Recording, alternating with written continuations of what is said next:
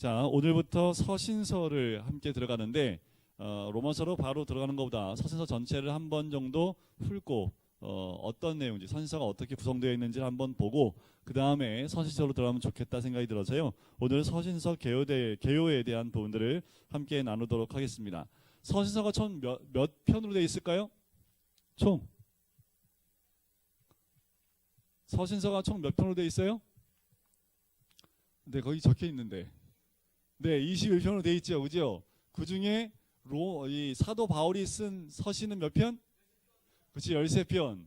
그러면 공동 서신은 몇 편?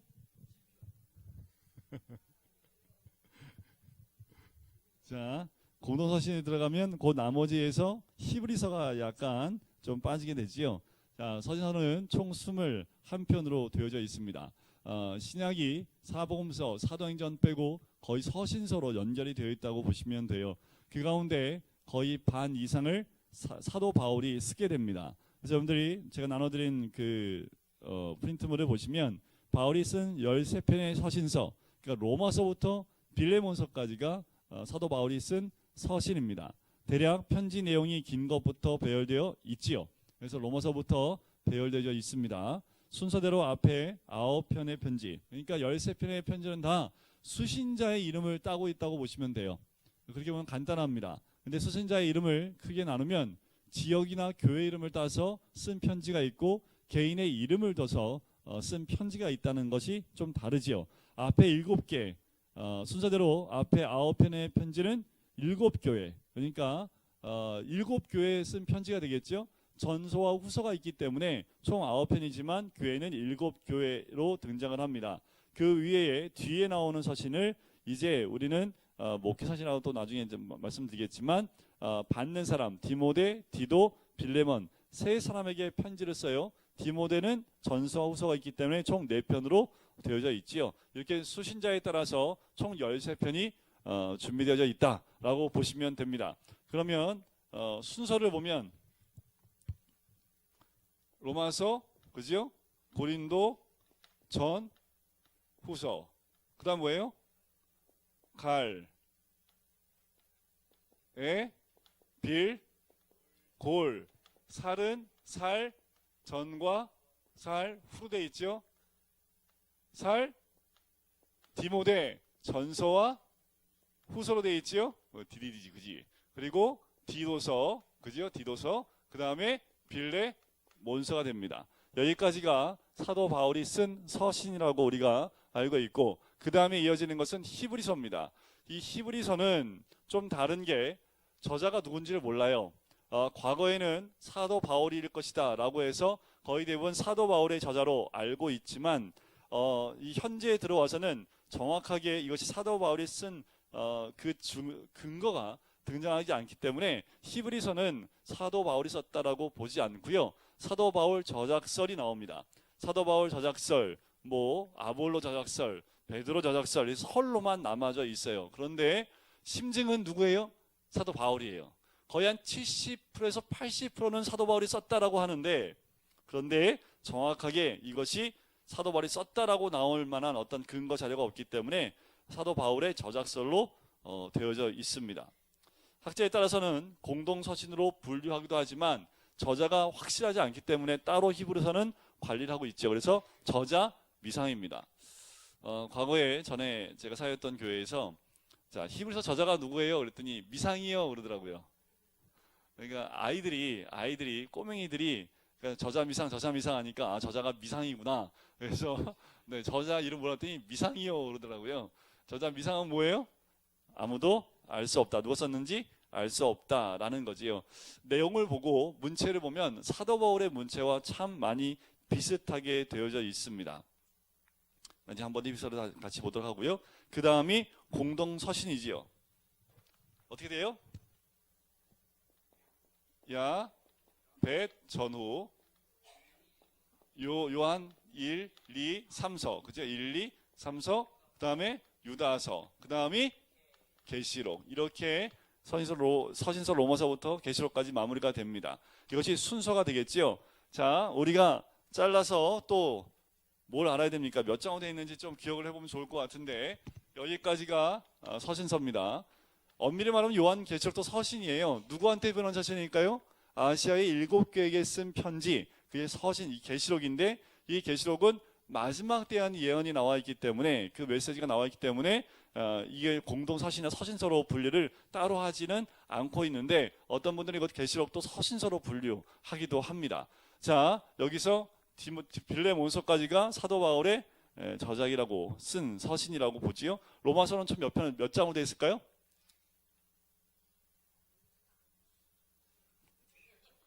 모르겠다. 네.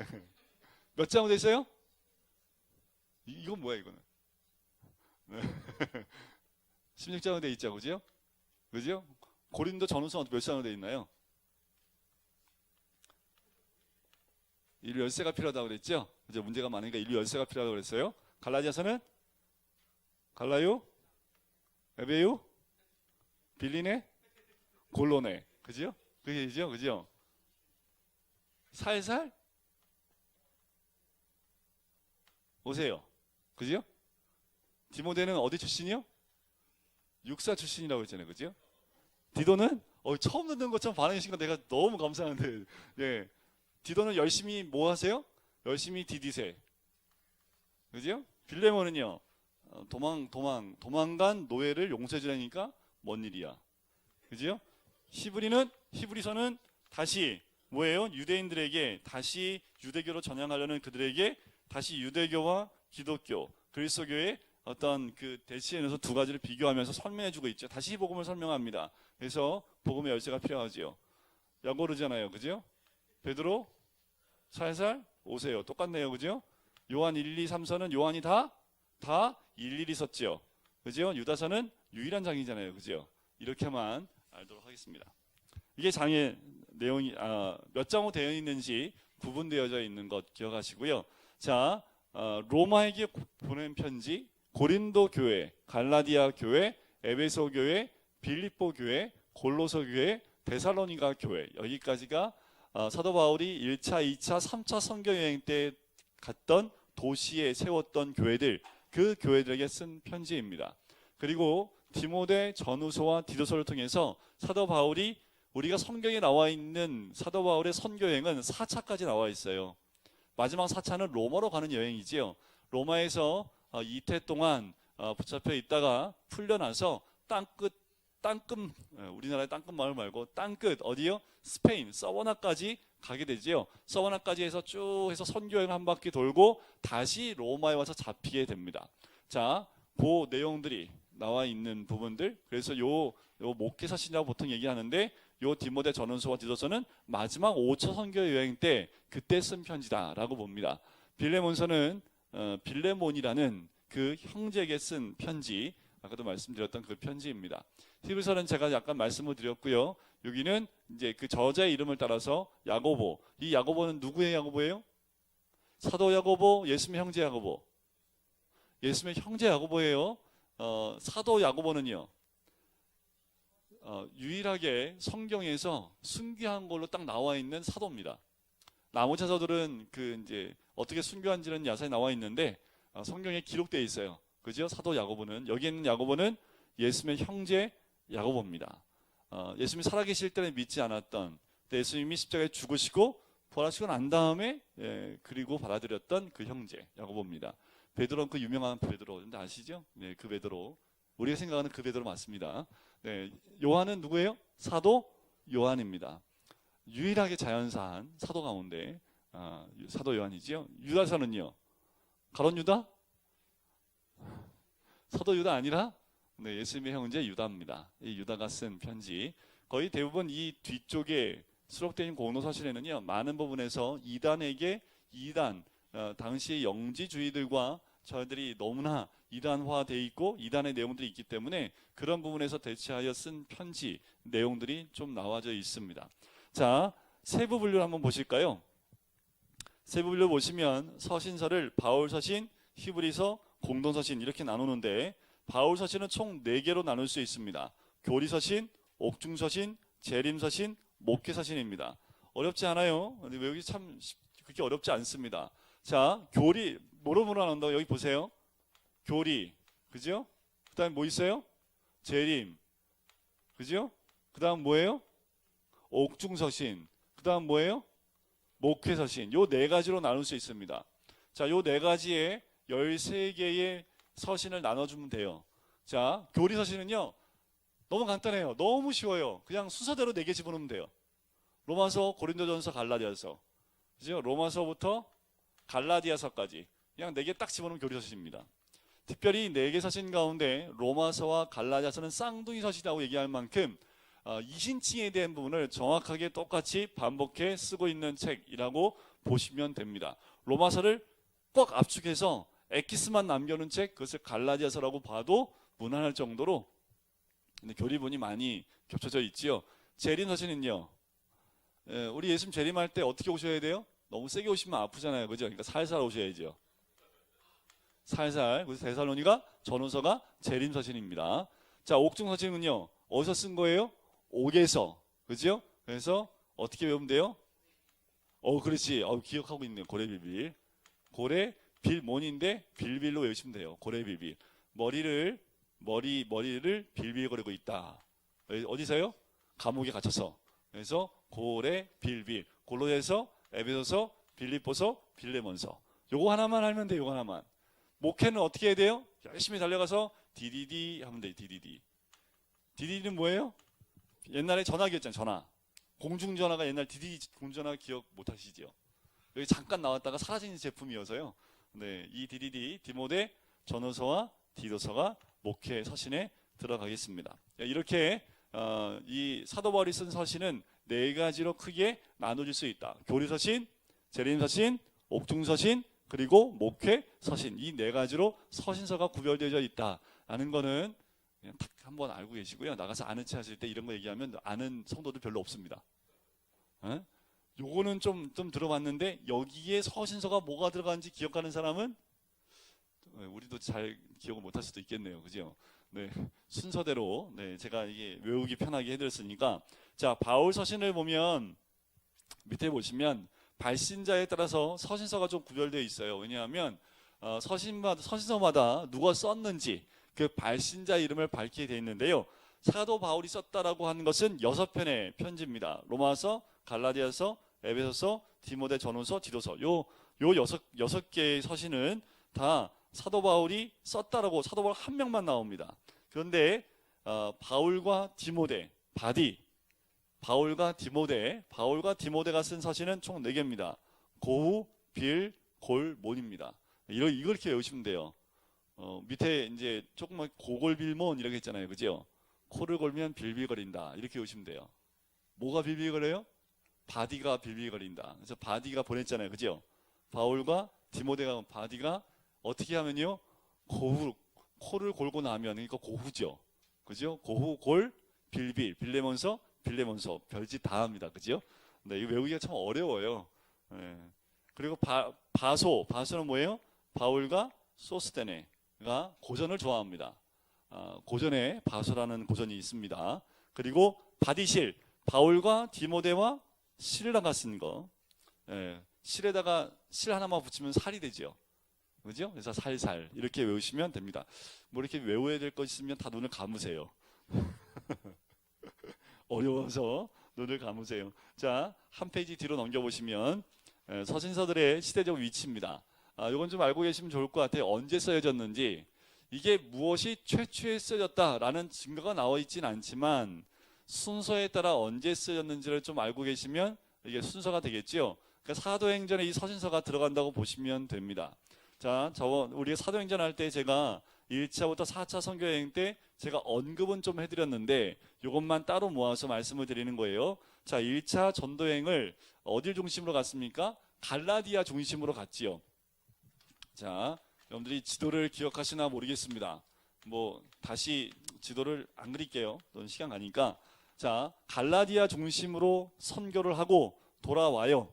그리고 난 다음에 갈라디아에서 들리는 이야기를 듣고 그들에게 편지를 써야겠다 생각을 해서 쓴 것이 갈라디아서. 이것은 정확하진 않습니다. 정확하게 이때다라고 구분이 되어 있는 건 아닌데 학자마다 많이 달라요, 얘기가. 그런데 요때 쓰여졌을 것이다 라고 이야기를 하고 이게 최초의 사도 바울의 서신이다 라고는 말할 수 없습니다. 그건 기억하시고, 일단은 갈라디아서가 갈라디아 지방 가운데 복음이 전파되고 난 다음에 쓰여졌기 때문에 아마 1차 선교 여행 이후에 갈라디아서 썼을 것이다 라는 거지요. 갈라디아서에서 가장 핵심적인 게 뭐냐, 가장 특징적인 게 뭐냐면, 사도 바울은요, 편지를 쓰면 인사를 해요. 그리고 이렇게 축복을 해주고요, 은혜 나누고요, 너희 보니까 내가 너무 뿌듯하다 말이면서 이러는데, 갈라디아서는요, 딱 첫 마디가 내가 전한 복음, 하나님이 전하신 예수 그리스도의 복음 외에 다른 복음을 전하는 자는 저주를 받을지어다. 저주부터 시작합니다. 갈라디아서는 왜 그랬을까요? 너무 쉽게 복음에서 빠져나와서 다른 것으로, 그 다른 게 뭐냐 하면, 아까 일부 예배 때도, 우리 오전 예배 때도 나눴던 그 유대주의입니다. 유대주의, 할례주의, 이런 것들에 이들의 마음이 확 바뀌어요. 왜냐하면 이런 거예요. 우리 구원은 어떻게 받았습니까? 구원받는데 1,000만 원 드리신 분, 구원받는데 1억 내신 분 계세요? 난 구원받기 위해서 1억 냈습니다, 이런 분 있어요? 그러면 구원받기 참 쉽지요, 그죠? 열심히 돈 벌어서 죽기 전에 1억만 내면 돼요. 그럼 지금 1억 낼 필요 없잖아요, 그죠? 근데 성경에는 뭐예요? 어떻게 하면 구원받아요? 어떻게 하면 공짜로 구원받잖아요, 그잖아요, 그죠? 이 구원은 뭐예요? 하나님의 선물이에요, 선물, 그죠? 그런데 유대인들이 뭐라고 얘기를 했냐면, 너 구원 받았어? 그랬더니 우리 구원 받았는데요, 어떻게 알아? 믿음으로요. 믿음으로 보여봐. 우리는 어떻게 하는 줄 알아? 하나님 백성은 이 율법을 지켜. 우리는 날마다 이 말씀, 이 율법대로 순종해 살아. 우리는 하나님의 자녀인 증표가 있어. 할례야. 하면서 사람들이 어떻게 해요? 그냥 사도 바울이 얘기한 건 뭐예요? 그냥 믿으면 구원받는 건데, 유대인들은 뭐예요? 증표를 가지고 있대요. 보일 수 있는 증표. 그리고 하나님 백성은 이렇게 살라는 율법이 있대요. 율법주의, 할례주의가 딱 들어가니까 이 복음을 받아들였던 이방인들이 슬쩍 넘어가기 시작하는 거죠. 한 가지 더 뭐라고 얘기했냐면, 사도 바울은 사도가 아니야. 사도는 예수님이 생전에 예수님이 불렀던 12명의 사도 외에는 없어. 사도권을 부정하는 거지요. 그러면 사도 바울이 전한 모든 게 어떻게 돼요? 부정이 됩니다. 그래서 갈라디아 교회에 대해서 굉장히 강하게 말씀을 선포하는 내용이 갈라디아서에 나와요. 그래서 1장부터 6장까지 내용 가운데 3장 안에 이 복음의 핵심 내용을 다 요약해서 적어놓고 있는 것을 보게 됩니다. 자, 그 다음에 갈라디아서는 뭘 그래서 강조할까요? 믿음만 강조합니다. 믿음. 그런데 야고보서는 뭘 강조할까요? 야고보서는 서신서 가운데 유일하게 행위를 강조하는 그 서신이 야고보서입니다. 야고보서를 보면 행함이 없는 믿음은 무슨 믿음? 죽은 믿음이다. 죽은 믿음으로 구원받을 수 있어요, 없어요? 없어요. 여러분들 행함이 있어요, 없어요? 행함이 있어요, 없어요? 여러분들 구원받으려면 행함이 있어야 돼요, 없어야 돼요? 근데 헷갈리기 시작하는 거죠, 이제. 그죠? 네, 그게 헷갈리는 거죠, 그죠? 아니, 야고보서는 행함이 없는 믿음은 죽은 믿음이래잖아요, 그죠? 죽은 믿음으로 구원받을 수 있어요, 없어요? 죽은 믿음으로 구원받을 수 있어요? 없죠? 그죠? 구원은 뭐로만 가요? 믿음으로만 가요. 그러면 우리가 살아있는 믿음 하려면 뭘 해야 돼요? 행해야 돼요. 근데 이게 제가 이렇게 막 여러분들 한 두세 번만 왔다 갔다 하면 여러분들 다 흔들려 버립니다. 자, 행함이 없는 믿음은 죽은 믿음이다 라고 말하는 그 야고보서는, 여러분들 구원은 뭘로 받는다고요? 믿음으로요. 그런데 옛날에 우리가 어렸을 때 불렀던 나는 구원열차 올라타고서 하늘 날아가지요 빵빵, 이런 거 많이 불렀죠, 그죠? 자, 구원열차만 타면 돼요, 그죠? 그게 뭐예요? 믿음 티켓 아니에요, 믿음 티켓. 굉장히 이게 굉장히 조심스러운 겁니다. 믿음만 갖고 있으면 돼, 나는 그냥 믿어 라고만 하면, 그냥 그 열차만 딱 올라타면 그냥 천국 가는 거야. 이것을 너무 믿음에 대한 부분만, 그러니까 이게 좀 반쪽짜리 복음이라고 볼 수 있습니다. 자, 우리가 예수님 믿으면 구원을 받아요, 그지요? 자, 이걸 한 번 더 여쭤볼게요. 전에도 한번 말씀드렸는데 우리가 지옥 가는 이유가 뭘까요? 우리가 지옥 간다고 하잖아요. 그죠? 예수를 안 믿으면 지옥 간다고 그러죠. 그죠? 예수 안 믿으면 지옥 가요? 또 대답을 못 하세요. 아, 예수 안 믿으면 지옥 가지요. 그죠? 예수 안 믿으면 지옥 가요, 진짜? 잘못된 거예요, 그게. 중간에 뭐가 확 다 빠져 있어요. 서론과 결론만 얘기하고 본론은 다 빠져 있다는 얘기예요. 이걸 본론을 갖다 들이대고 물어보면 이러는 거죠. 아, 난 듣기 그냥 믿으면 구원받는다고, 믿으면 천국 간다고 그렇게 들었는데요. 예수 믿으면 천국 간다고 들었는데요. 근데 예수 믿으면 천국 가는 게 아니라 그런 거예요. 이거 모르면 또 여러분들 예수 왜 믿어요? 천국 가려고 믿으세요? 자, 이게 저희가 복음을 받아들일 때 이 복음에 대한 부분들을 조금 너무 그냥 천국에 대한 그 이미지로 화해버린 거지요. 예수 믿는 걸 천국 가려고 믿으면 우리가 천국 가려고 누가 있어야 되는 거예요? 예수님이. 여러분들 천국 가려고 예수님이 필요한 거예요? 예수님을 믿기 때문에 가는 게 천국입니까?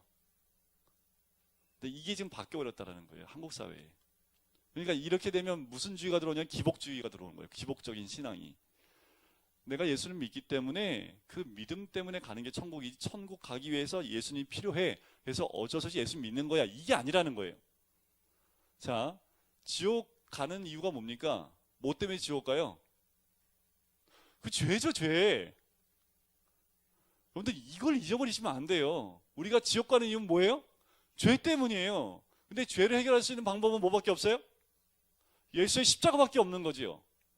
그래서 이걸 다 빼버리고 예수 믿으면 천국 가, 이렇게 얘기해버리니까 맞는 말인데, 그죠? 맞는 말인데 이것만 가지고 얘기하니까 너무 약해져 버리는 거예요. 성도들이 믿음의 깊이가 없어지고 신앙이 뭔지에 대해서 고민을 안 하는 거예요. 왜요? 난 천국만 가면 돼. 성경 어디에도 나는 천국만 가면 돼 라고 나오지 않고요. 예수님 믿으면, 자, 사복음서에 예수님이 나를 믿으라는 말은 몇 번 나왔을까요? 딱 4번밖에 안 나옵니다. 그럼 나를 따르라는 말은 몇 번 나왔을까요? 14번 나옵니다. 예수님 거의 이 말씀이 나를 따르라는 겁니다. 신앙의 믿음이라는 게 뭐예요, 그러면?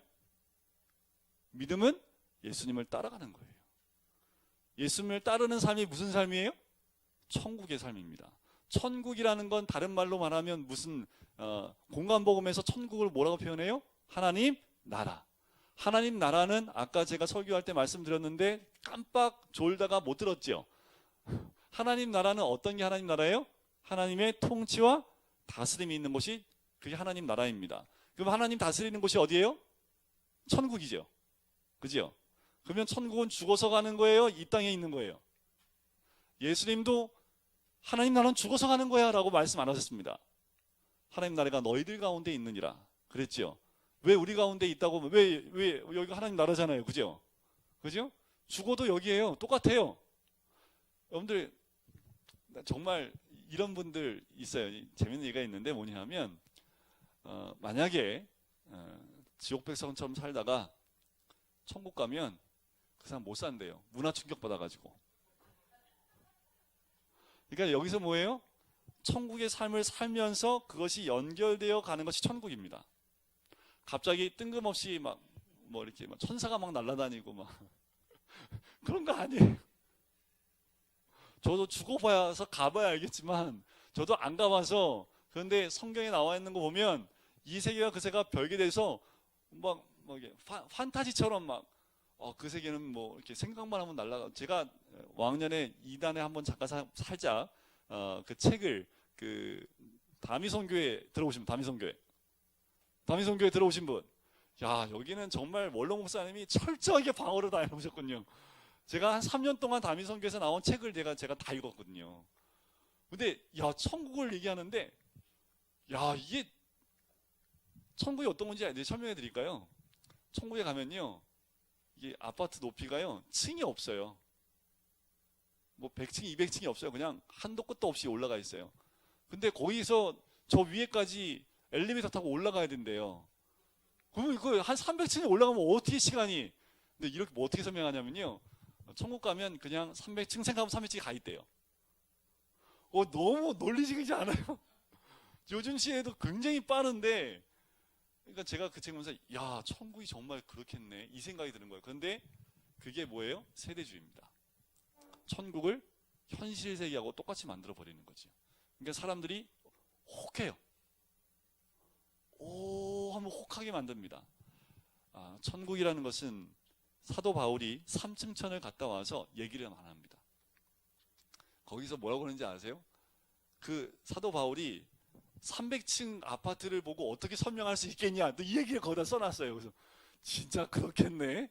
이게 굉장히 논리적으로 제가 받아들이지더라고요. 제 고3 때 읽었었는데, 그래서 대학교 떨어지고 재수를 했는데, 그때 그게 너무나 저한테는 이 천국이 이와 같겠구나라고 생각을 한 거지요. 아니에요. 천국은요, 지금 여기가 천국이어야 됩니다. 천국은 하나님 나라라고 그랬죠? 하나님 나라는 누가 다스리는 거예요? 하나님 다스리는 거예요. 만약에 여기는 하나님 다스리지 못하고 여기는 하나님 다스려요. 그럼 여기는 어떤 나라? 하나님 나라. 여긴 천국. 여기는요, 천국 아니면 뭐예요? 지옥인 거예요. 하나님이 다스림이 교회만 있으면 여러분들 교회 밖으로 나가시면 안 되지요. 그죠? 여기가 천국인데 어딜 가? 밖에 나오면 지옥인데 가면 안 되지요. 집에 가도 지옥이고 직장 가도 지옥이잖아요. 그죠? 오늘 문 밖으로 나가지 마세요. 여기서 다 살자고 그냥. 요게 이단입니다 또. 그래서 모여서 사는 집단들이 생겨나기도 시작했거든요. 복음서는, 그리고 성경은 군집생활, 모여서 생활도 공동체 생활도 인정하지만 사도 바울이 데살로니가 전후서에 보면 마지막 때에 어떻게 살냐면 일하기 싫어하는 자는 먹지도 못하게 하라. 그러니까 내일 예수님이 오신대요. 진짜 내일 예수님이 오신다면 여러분들 오늘 뭐 하시겠어요? 저라도 기도원 가겠네 진짜. 그지요? 일주일 후에 예수님이 오신다고 하면, 다미성교회처럼 10월 며칠 날 예수님이 온다고 하면 그 사람들처럼 흰 옷 갈아입고, 흰 옷 갈아입고 당연히 모일 수밖에 없죠. 왜요? 예수님 오시는데. 그런데 그날과 그 시는 누구도 몰라요? 아무도 몰라요. 우리는 어떻게 살아야 돼요? 있는 그 자리에서, 내가 살고 있는 가정에서, 내가 일하는 일터에서, 내가 만나는 그 사람들 공동체 안에서 어떠한 삶을 사는 거예요? 하나님 다스리는 삶을 살면 됩니다. 그럼 거기가 뭐예요? 천국이에요. 천국. 자, 천국은 어떤 곳이라고요? 한마디로 하나님이 다스리는 곳, 그것이 천국입니다. 뭐다 여기까지 왔습니까 제가? 그러니까 지금 예수 믿고 천국 가는 거, 그러니까 천국을 너무 판타지하게 죽고 저 사후 세계에 너무 아름답고 휘황찬란하고 막 너무 아름다운 곳이, 이렇게 우리 한국 사람들의 이미지에 너무 맞지요. 그지요? 우리나라 전통적으로 이 유대주의와 그리고 그 불교와 이렇게 해서 사후 세계가 아주 그냥 그렇게 형성이 돼 있지요. 그래서 기독교 안에서 이단들이 그것을 이용해 먹는 경우도 있다라는 겁니다. 자, 행함이 있는 믿음, 행함이 없는 믿음, 이 얘기하다가 여기까지 왔는데, 믿음의 삶이란 건 뭘까요? 하나님이 내 주인 되는 거잖아요. 하나님이 나의 주인이 되면 하나님이 나를 다스리는 거지요. 그죠? 그러면 내가 있는 곳이 뭐가 돼야 돼요? 천국이 되는 거잖아요. 그러면 하나님 나를 다스리니 내 삶이 어땠을까요? 행동이 나올까요? 말이 어떻게 나올까요? 두말하면 잔소리가 되겠지요. 그죠? 근데 우리는 천국을 얼마나 살고 있고 지옥을 얼마나 살고 있습니까? 자, 행함은 뭐예요? 당연히 믿으면 하나님 백성다운 삶이 행위로 나와야지요. 그렇지요? 하나님 백성이라고 말만 하고 그렇게 안 살아요. 그럼 정말 그 사람 하나님 백성 맞아요? 자, 야고보서는 이걸 강조하는 겁니다. 자, 이 갈라디아서나 로마서는 뭘 강조하냐면 믿음을 강조해요. 왜요? 유대주의들, 그리고 이 이스라엘 사람들, 유대교는요, 말씀드린 바리새인들이 형식과 틀과 어떤 이런 것들을 꽉 잡아놔서 하지 않으면 안 돼, 이거 이대로 순종하고 이걸 따르지 않으면 안 돼 라고 해놨기 때문에 알맹이가 정말 빠져있는 그들 삶 가운데 예수님이 뭐예요? 알맹이를 넣어준 거지요. 그렇다고 예수님이 야, 그 제사 다 필요 없어, 다 싹 지우고 기도 다 필요 없어 이제. 형식적인 거 다 필요 없어 라고 우리 예수님 말씀하지 않으셨다라는 거죠. 그러니까 뭐 한 거예요? 율법을 폐하러 온 것이 아니라 그러니까 정말 예수님 오셔서 하신 것은 완성한 거예요. 한쪽으로 치우치지 않는 진정한 완성된 그 율법의 모습을 우리에게 허락하셨다라는 겁니다. 자, 2차 전도여행 때 데살로니가 전후서를 써요. 자, 2차 전도여행의 핵심됐던 도시가 어디였을까요? 까먹으셨죠 또? 자, 1차 전도여행은 몇 년 걸렸어요? 아, 이것도 까먹으셨어. 네, 2년. 네. 자, 갈라디아 중심으로 했다고 했죠? 자, 2차 선교여행에는 몇 년 걸렸어요? 3년 걸려서 3년. 자, 이 2차 선교여행은 어디로 갔을까요? 마게도냐와 아가야 지방. 그 가운데 어느 도시에서 1년 6개월을 머물고 계셨을까요?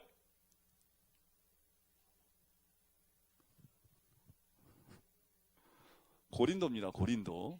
그러니까 제 2차 선교여행은 고린도 그 도시가 핵심이에요. 자, 고린도로 내려오면서 데살로니가 교회에서는 3주 동안 복음을 전하고 내려왔는데 그 3주 동안 전하고 내려왔는데 내려오면서 박해를 받으면서 예수 믿고 오신다는 그 재림에 대한 부분을 얘기했을 때 이 데살로니가 교회 성도들이 재림에 대한 어떤 1차 그러니까 전설을 썼을 때 그 재림에 대한 부분들을 이야기했고 후서는 그 재림에 대한 이야기를 듣고 이들이 너무 오해를 한 거죠. 그래서 이게 일도 안 하고 그냥 무의도식하면서 곧 예수님이 오는데 일할 필요 뭐 있냐라고 하면서 너무 나가버린 그들에게 편지를 쓴 것이 데살로니가 전후서입니다. 자, 3차 선교여행은 핵심된 도시가 몇 년? 3차 선교여행은 4년. 그럼 중심된 도시가 어딜까요? 여기가 에베소입니다. 에베소에서 3년 동안 사역을 해요. 자, 3년 동안 사역을 하면서 에베소에서 이동해서 마게도냐 그리고 아가야 지방을 돌아서 올 때 자, 고린도 전서 후서는 고린도 전서는 에베소에서 머물면서 고린도 전서를 쓰게 되고요. 그리고 이동하면서 마게도냐 지방에 왔을 때 고린도 후서를 쓰게 됩니다. 그리고 로마서는 고린도에 다시 3차 선교여행 때 와서 3개월 머물 때 로마를 바라보면서 편지를 써요. 다음 시간부터 제가 이 로마서를 함께 나눌 텐데 이 로마 교회에게 편지를 쓰는 겁니다.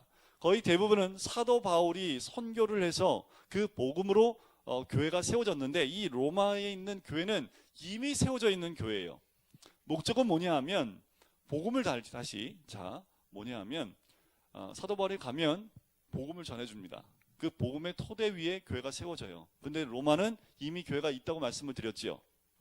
이 로마의 교회가 어떻게 생겨졌냐 하면 학자들에 의하면 사도행전 2장에 성령이 임하실 때 로마에서 온 경건한 유대인들이 베드로에게 복음을 듣습니다. 그리고 그 복음을 가지고 로마로 가요. 거기서부터 교회가 형성이 됐다라고 봅니다. 그러니까 베드로가 전해줬던 그 사도행전 2장의 그 복음, 그 내용들 예루살렘 머물면서 들었던 그 복음을 가지고 로마의 교회가 세워졌습니다. 근데 사도 바울 자기가 전한 복음이 아니니까 로마 교회에 뭘 쓰는 거예요? 교리를 다시 한번 점검해 주는 겁니다. 복음을 다시 한번 점검해 주는 거예요. 그런데 진짜 목적은 뭐예요? 나는 서머나로 갈 건데 로마에서부터 지금 안디옥이라는 곳에서부터 이 로마까지 오는 거리, 거기서 또 그 정도의 거리를 또 가야지 서머나 스페인 그 지역이라는 곳으로 갈 수 있는데 나를 좀 선교지로 보내달라는 거죠. 니네가 나를 좀 후원해서 내가 서머나라는 땅 끝으로 가야 돼.